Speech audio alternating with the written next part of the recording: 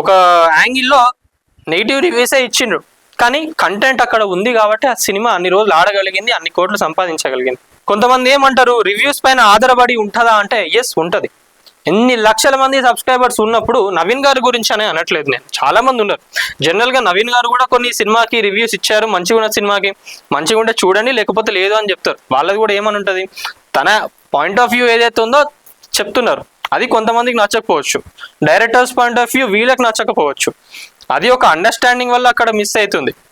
కానీ రివ్యూవర్స్ అందరు లాస్ట్లో ఇచ్చే రేటింగ్ ఏదైతే ఉందో దాని వల్ల కూడా ఎఫెక్ట్ అవుతుందని చెప్పి అంటున్నారు. అదొకటి ఆలోచించుకోవాలి, లేదా ఒక నియంత్రణ అనేది తెచ్చుకోవాలి. ఎంతవరకు అరే సినిమాలో సో అండ్ సో ఇది బాగుంది ఇది బాగాలేదు అక్కడ వరకు చెప్తే బాగుంటుందేమో, సినిమా అసలు బాగాలేదు చూడకండి అన్న యాంగిల్లో ఎవరైనా ప్రమోట్ చేస్తే ఆబ్వియస్లీ డైరెక్టర్స్కి, సినిమా టీం అందరికి అదే అనిపిస్తుంది.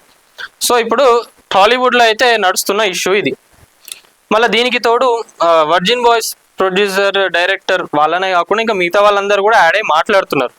సో మరి దీనికి ఒక నియంత్రణ తెచ్చి రివ్యూయర్స్ అందరికీ కూడా ఏమన్నా పెడతారా, లేదా ఏం జరుగుతుంది నెక్స్ట్ ఏందనేది కూడా వేచి చూడాలి. సో రివ్యూయర్స్ ఇచ్చారు, మీరు కూడా ఇచ్చేటప్పుడు ఒకసారి వాళ్ళ పాయింట్ ఆఫ్ వ్యూలో ఆలోచించి చెప్పండి.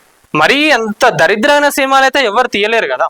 ఏదో ఒక థాట్ నుంచెల్లో పుట్టిన స్టోరీసో సంథింగ్ ఏదో ఒకటి ఉంటుంది. ఏదో టైంపాస్కి అయితే ఎవరు సినిమాలు తీయలేరు. అదొకటి ఆలోచించుకొని రివ్యూయర్స్ కూడా చెప్తే బాగుంటుంది.